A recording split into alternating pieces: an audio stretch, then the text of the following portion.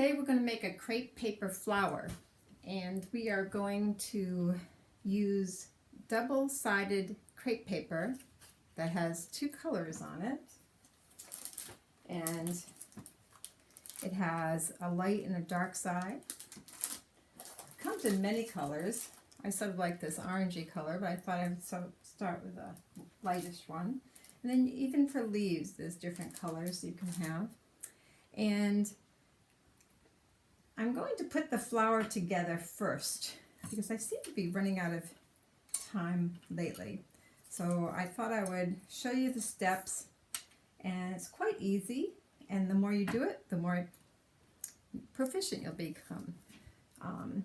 This is just a sweet little, this is a different size. This is the size we'll be making together. I have a free download from Leah Griffith, and I'll be giving you the link for it. Also a great tutorial, much better than my speaking. When you cut crepe paper, there's often lines on the pattern, and that shows you the grain line. And the paper comes folded, and there's an obvious grain line, and that's where it stretches. And you want to cut according to the stretch.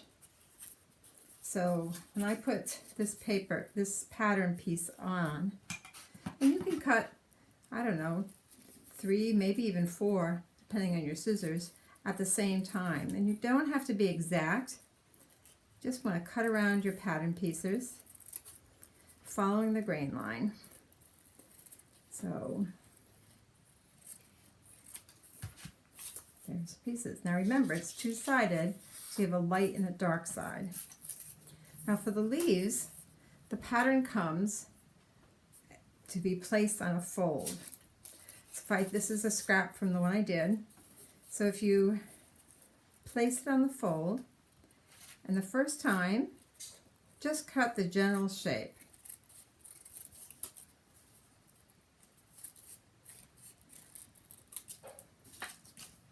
Then you can go back and cut out the grooves. It's a little bit easier than trying to curve it all around or move your scissors around the points.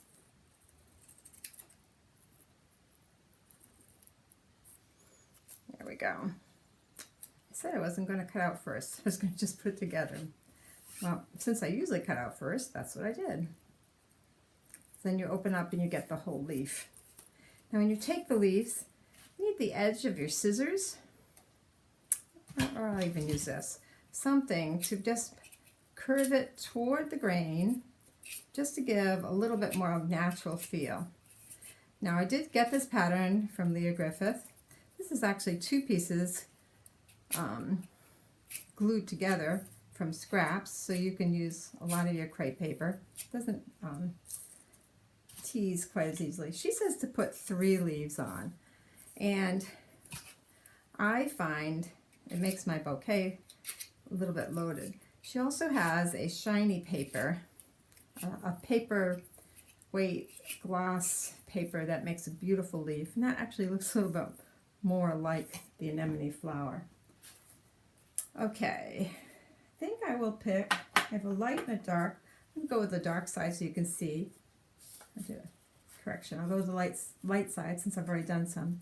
What you want to do is you want to mold out the center of your flower. It's almost like Leah Griffith compares it to a potter. Just molding with your fingers. You're making like a little cup with your patterns. And we need 6. 1, 2, 3, 4, 5, 6. That's right, we just made extra. And you start with a ball. I have 3 different size balls. We're going to use the largest for this particular one. Oh, I did have another leaf. Maybe we'll try 3 like she says. Okay. You start with a ball. And you take a floral wire. And you just bend the top over with flat nose tweezers. And I already have my glue gun warm. I'm using a low temperature glue gun because it's easier to touch.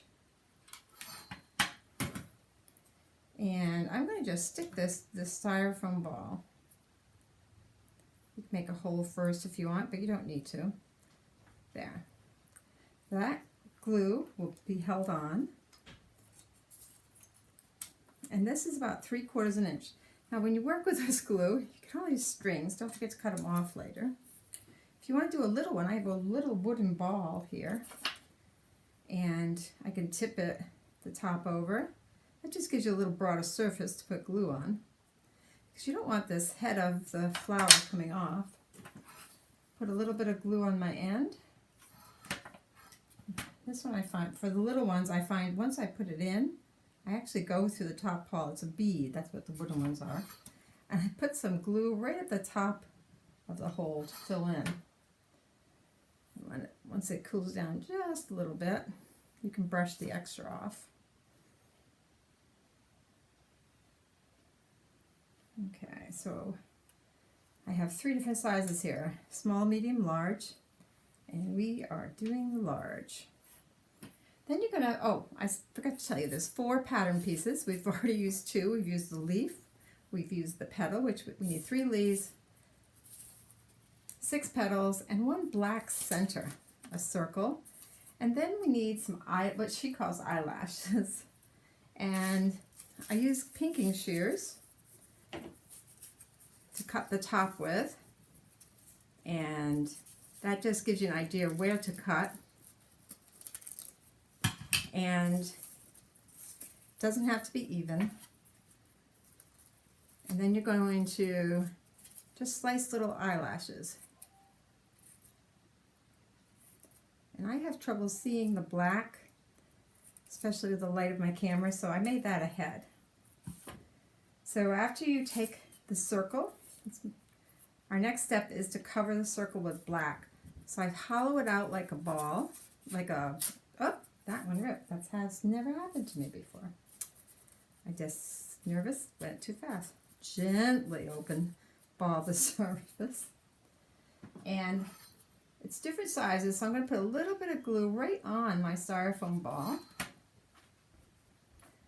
So it's sort of interesting. My 3 sizes are all different materials. I did that because it doesn't reach to the center. Then the rest of it, I'm going to just roll it around. My medium one is actually a cotton ball that Leah sells. That's really nice to work with, and it already has a hole in it. So I'm just twisting the black. And there's a little bit showing, but this is underneath, so it doesn't matter. And you can add a little bit of glue and cover that if you want. So, a little dab of glue.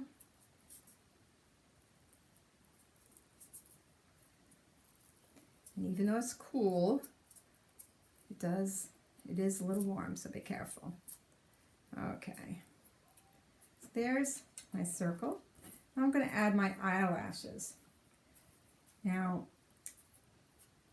I don't do this quickly, so I just put a little bit of glue on the end to start it.